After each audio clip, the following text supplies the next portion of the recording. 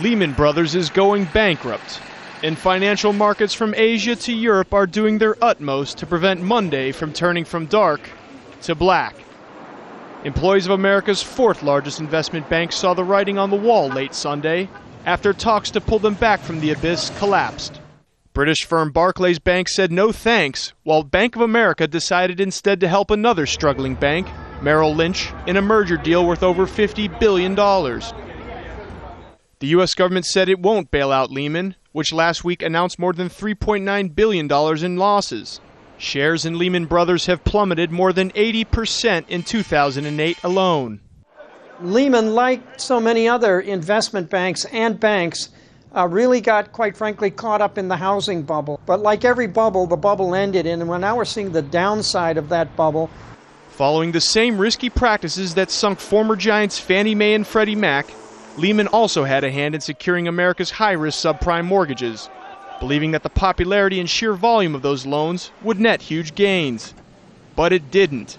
Borrowers saturated the U.S. housing market, taking on enormous mortgages in spite of poor credit history.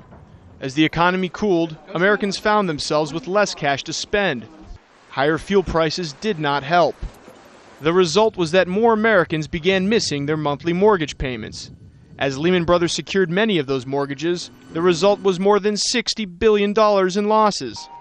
Lehman Brothers now go to court, where a judge will take control of the bank until its assets are sold. The implications could be profound. Everybody in the West, at least, owns, a lot of people have got pensions, and these pensions invest in stock market, and a lot of the shares are actually the shares of banks.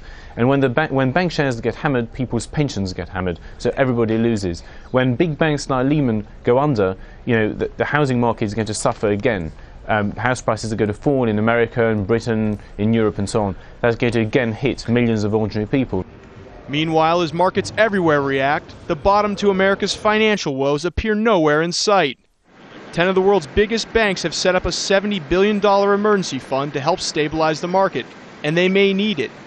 Reports that American insurance giant AIG is also seeking a U.S. government bailout will only compound Lehman's fallout.